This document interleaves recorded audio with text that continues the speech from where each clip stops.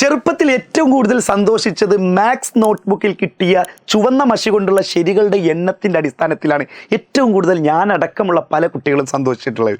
ഇനി കാര്യത്തിലേക്ക് വരാം.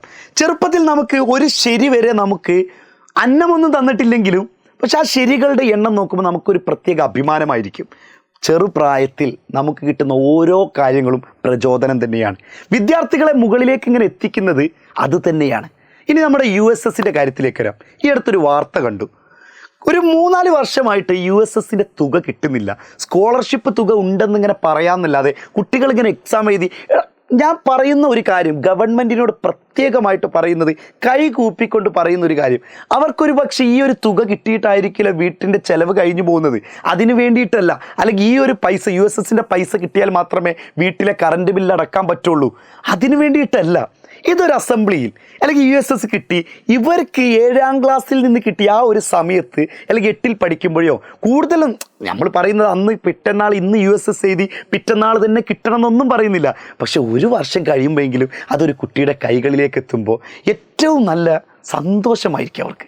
ഇനി രണ്ടാമത്തെ കാര്യം, ഇപ്പോൾ ഈ അടുത്ത് വന്നൊരു വാർത്ത എന്ന് പറയുന്നത്, ഇനി USSൻ്റെ സർട്ടിഫിക്കറ്റും ഇല്ല. ആ സർട്ടിഫിക്കറ്റ് സ്കൂളുകാർക്ക് അവർ ഗവൺമെൻറ് അയച്ചു കൊടുക്കും. അത് പ്രിൻ്റ് എടുത്തുകാർ സ്കൂളുകാർ കൊടുക്കണം.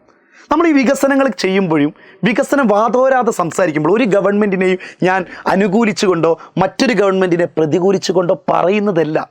നമ്മുടെ ഒരു രാജ്യത്തിൻ്റെ നിലനിൽപ്പെന്ന് പറയുന്നത് ഒന്ന് ആ രാജ്യത്തിൻ്റെ വിദ്യാഭ്യാസവും മറ്റൊന്ന് ആരോഗ്യവുമാണ്. വിദ്യാഭ്യാസം എന്ന് പറയുന്നത് വളർന്നു വരുന്ന തലമുറ തന്നെയാണ്. ഈ വളർന്നു വരുന്ന തലമുറയെ ഇപ്പോൾ തന്നെ നമ്മൾ നിരുത്സാഹപ്പെടുത്തി കഴിഞ്ഞാൽ പല എക്സാമുകളിൽ അവർ നിരുത്സാഹപ്പെട്ടു പോകും.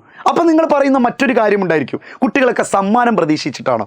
ഈ ഒരു സ്റ്റേജിൽ നിന്ന് കിട്ടുന്ന മുട്ടുസൂചി വരെ ഏറ്റവും നല്ല അടിപൊളിയാണെന്ന് നിങ്ങളടക്കം സന്തോഷിച്ചിട്ടില്ലേ? സ്റ്റേജിൽ നിന്ന് നിങ്ങളങ്ങനെ പൊന്നാട അണിയിക്കുന്ന പല സന്ദർഭങ്ങളിൽ നിങ്ങൾ സന്തോഷിച്ചിട്ടില്ലേ? അല്ലെങ്കിൽ പൊന്നാട വേണ്ട, നിങ്ങൾക്ക് കിട്ടുന്ന പല അവാർഡുകളും വേണ്ട എന്ന് എത്ര MLA-മാർ അല്ലെങ്കിൽ എത്ര രാഷ്ട്രീയ നേതാക്കന്മാർ അല്ലെങ്കിൽ എത്ര മന്ത്രിമാർ അങ്ങനെ പറഞ്ഞിട്ടുണ്ടാവും?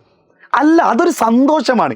എന്നാൽ ചെറിയ കുട്ടികളുടെ കാര്യത്തിലൊന്ന് ആലോചിച്ച് നോക്കുക. 10 വയസ്സായ കുട്ടികളുടെ കാര്യത്തിലേക്കൊന്ന് പോയി നോക്കി നോക്ക്. അല്ലെങ്കിൽ 10, 12 അല്ലെങ്കിൽ 11 വയസ്സായ കുട്ടികൾക്ക് ഒരു മുട്ടുസൂചി വരെ സ്റ്റേജിൽ നിന്ന് 4 ആളുടെ മുന്നിൽ കൊടുക്കുമ്പോൾ അതൊരു സന്തോഷം തന്നെയാണ്. ഇവർ പഠിച്ച് നേടിയ സ്കോളർഷിപ്പ് ഇവരുടെ കൈകളിലേക്ക് അല്ലെങ്കിൽ ഇവരുടെ ബാങ്ക് അക്കൗണ്ടിലേക്ക് എത്തുമ്പോൾ ഇവർക്ക് നല്ലത് തന്നെയാണ്.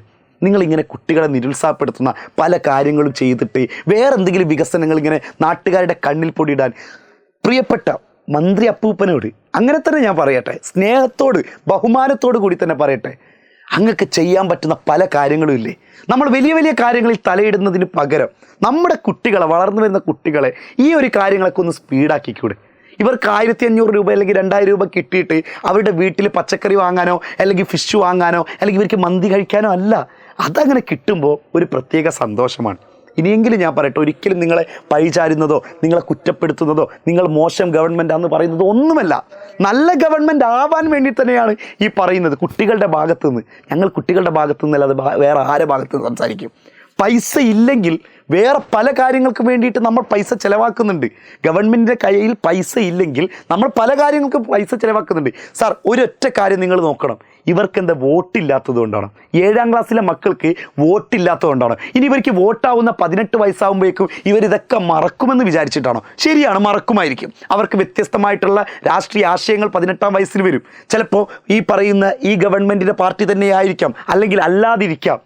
പക്ഷെ സാർ, ചെയ്യുന്നത് ഏറ്റവും വലിയ തെറ്റ് തന്നെയാണ്. തെറ്റിനെ തെറ്റ് തന്നെ എന്ന് പറയണം, അങ്ങനെ തന്നെ പറയും. ഇനി അതിൻ്റെ പേരിൽ ജയിലിൽ അടക്കുകയോ അല്ലെങ്കിൽ തുറങ്കിലടക്കുകയോ ചെയ്ത് കഴിഞ്ഞാൽ പ്രശ്നമില്ല. കാരണം മറ്റൊന്നിനല്ലല്ലോ ജയിലിൽ പോകുന്നത്.